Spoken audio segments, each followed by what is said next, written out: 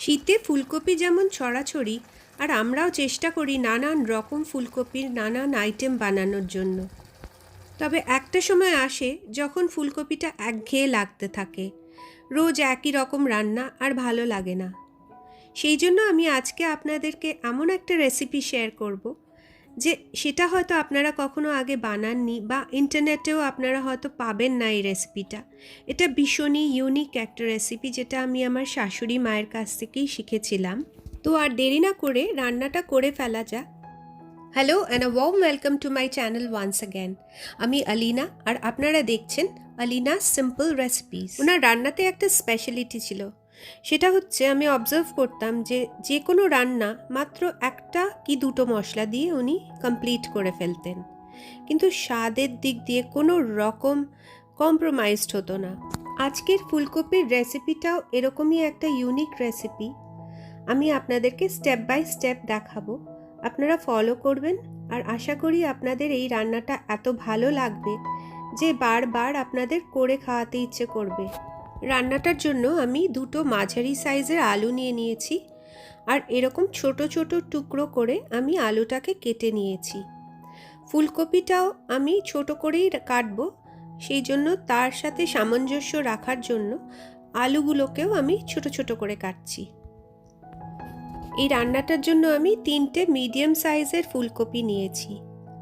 ফুলকপির পরিমাণটা এই রান্নাটাতে একটু বেশি লাগে, তার কারণ হচ্ছে সব শেষে রান্নাটা হয়ে গেলে ফুলকপিটা অনেকটাই শ্রিঙ্ক করে যায়, আর পরিমাণটা প্রায় অর্ধেকেরও কম হয়ে যায়।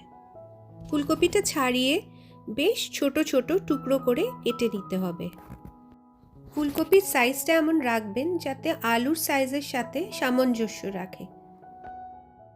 পুরো ফুলকপিটা ছাড়ানোর পরে আমি দেখেছি এটা 650 গ্রাম মতন ওজন হয়েছে।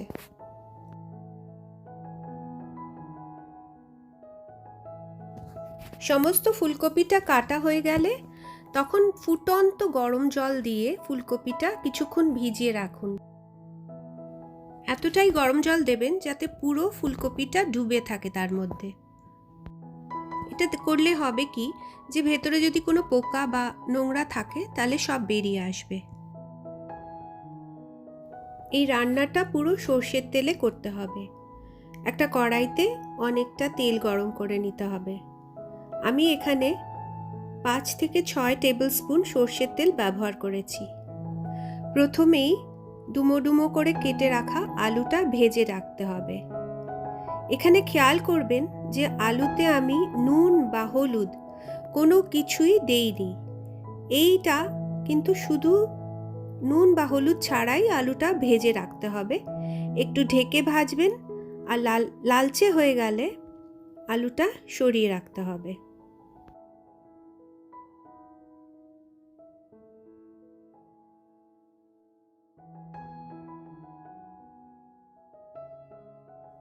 এই একই তেলে আমরা কপিটাও ভেজে নেব। কপিটা ভাজার আগে আরেকটু তেল আমি অ্যাড করে দিয়েছি। পুরো কপিটা একসাথে ভাজা যাবে না, কপির থেকে খানিকটা নিয়ে একটু একটু করে কপিটা ভাজতে হবে। কপির সাথেও কোনো নুন বা হলুদ দেওয়া যাবে না, কপিটা শুধুই ভাজতে হবে তেলে। কপিটা ভাজার সময় ফ্লেমটাকে হাই করেই রাখবেন। কপিটা কিন্তু একটু লালচে বা একটু পোড়া পোড়া মতন ভাজতে হবে। তার থেকে কম ভাজলে কপির তরকারিটায় কিন্তু স্বাদটা আসবে না। যেমনভাবে আমি কপিটা ভেজেছি ঠিক সেরকমভাবে কপিটা ভেজে তুলে রাখবেন, আর এভাবেই বারে বারে ইন ব্যাচেস যাকে বলে বাকি কপিটাও ঠিক সেমভাবে ভেজে তুলে রাখতে হবে। অন্যদিকে একটা পাত্রে একটা ডিপ বলে 1 লিটার বা 1.5 লিটার দুধ গরম বসিয়ে দিতে হবে। রান্নার কড়াইটার মধ্যে ভেজে রাখা ফুলকপি আর আলুগুলো দিয়ে দিতে হবে। তার মধ্যে দিয়ে দেবেন 2 টেবিল স্পুন জিরে গুঁড়ো। একদম নর্মাল জিরে গুঁড়ো দেবেন, এটা কোনো ভাজা জিরে গুঁড়ো নয়। মশলাটা ভালোভাবে নেড়ে চেড়ে মিশিয়ে দিতে হবে। রান্নাটাতে কোনো লঙ্কা গুঁড়োর ব্যবহার হবে না, সেই জন্য ঝালের জন্য কাঁচা লঙ্কাই ব্যবহার হবে।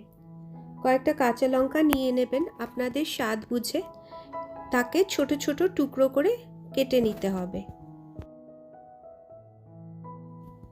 ইতিমধ্যে জালে বসানো দুধটা অনেকটা ঘন হয়ে যাবে। তবে এখানে একটা জিনিস বলে রাখি, যে দুধটা যদি ফুল ক্রিম দুধ নেন তাহলে স্বাদটা অনেক বেশি ভালো হয়। দুধটা ফোটাতে ফোটাতে হাফের থেকেও কম রিডিউস করে নেবেন। এবারে কড়াইতে বসানো আলু আর ফুলকপির মিশ্রণের মধ্যে 2 হাতা করে অল্প অল্প করে দুধ দিয়ে ভালো করে এটাকে নেড়ে চেড়ে রান্না করতে হবে। তার সাথে দিয়ে দেবেন স্বাদ মতো নুন। রান্নাটার জন্য হলুদের পরিমাণটা খুবই কম লাগে, সেই জন্য আমি এখানে হাফ চামচ মতন হলুদ ব্যবহার করেছি। যতটা দুধ নেওয়া হয়েছে সেই দুধটা একবারে দেওয়া যাবে না, সেই জন্য রান্নাটার মধ্যে 2 চামচ করে মানে 2 হাতা করে দুধ একটু একটু করে মিশিয়ে দিতে হবে তরকারিটার মধ্যে। আর হাই আঁচে এটাকে রান্না করতে হবে যতক্ষণ না দুধটা শুকিয়ে আসছে। এরপরে 2 টেবিল স্পুন গাওয়া ঘি আমি এর মধ্যে দিয়ে দিয়েছি। অনবরত 2 হাতা করে দুধ দেব আর রান্নাটা করব। এই প্রসেসটা রিপিট করব যতক্ষণ না পুরো দুধটা ইউটিলাইজড হচ্ছে। অন্যান্য নিরামিষ রান্নার মতো এটাতেও চিনির পরিমাণ একটু বেশিই লাগবে। রান্নাটা একটু মিষ্টি মিষ্টি খেতে ভালোই লাগে। রান্নাটা প্রায় হয়ে আসলে কুচিয়ে রাখা কাঁচা লঙ্কাটা এর মধ্যে দিয়ে দিতে হবে। কাঁচা লঙ্কার পরিমাণটা আপনারা যেরকম ঝাল খাবেন সেই বুঝেই আপনারা দেবেন। একটা তড়কা প্যানে 1 টেবিল স্পুন ঘি গরম করে নিয়েছি। এতে আমি 50 গ্রাম মতন কিশমিশ ভেজে নেব। কিশমিশটা ভাজা হয়ে গেলে আমি তরকারিতে এটা মিশিয়ে দেব। তবে এটা একদমই অপশনাল, নিরামিষ রান্নায় কিশমিশ দেওয়াই হয়, সেই জন্য এই রান্নাটাতে দেওয়া হয় বলেই আমি এটা দিচ্ছি।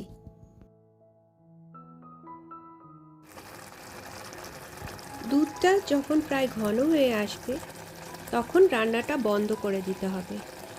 দুধটা বেশি টানিয়ে ফেললে তরকারিটা একটু শুকনো হয়ে যাবে, যার জন্য একটু ঝোল ঝোল থাকলেই তখনই রান্নাটা বন্ধ করবেন গ্যাসটা আর নামিয়ে ফেলবেন। দুধকপিটা যে কোনো পোলাও বা পরোটার সাথে খেতে ভীষণই ভালো লাগে। কোনো রকম পেঁয়াজ, রসুন, আদা, টমেটো, গরম মশলা বা যে কোনো অন্য মশলা ছাড়াই এই কপিটা এত সুন্দর স্বাদের হয় যে আপনারা না একবার রান্না করলে বুঝতে পারবেন না যে খেতে যে এত সুস্বাদু হয়। আপনাদেরকে অনুরোধ করব একবার অবশ্যই এই কপির রান্নাটা করে দেখবেন। আর আমার রান্নাটা যদি আজকের ভালো লেগে থাকে আপনাদের, তাহলে ভিডিওটাতে একটা লাইক করবেন, বন্ধুদের সাথে আত্মীয়দের সাথে ভিডিওটা শেয়ার করবেন আর আমার চ্যানেলটা অবশ্যই সাবস্ক্রাইব করবেন। আগামীতে ইচ্ছে রইল এরকম সুন্দর অল্প মশলার রান্না, আমার শাশুড়ির স্পেশালিটি রান্নাগুলো আমি আরও ভিডিও পোস্ট করব। ততদিনের জন্য আপনারা খুব ভালো থাকবেন, সুস্থ থাকবেন। ভিডিওটা পুরো দেখার জন্য আপনাদের অনেক ধন্যবাদ।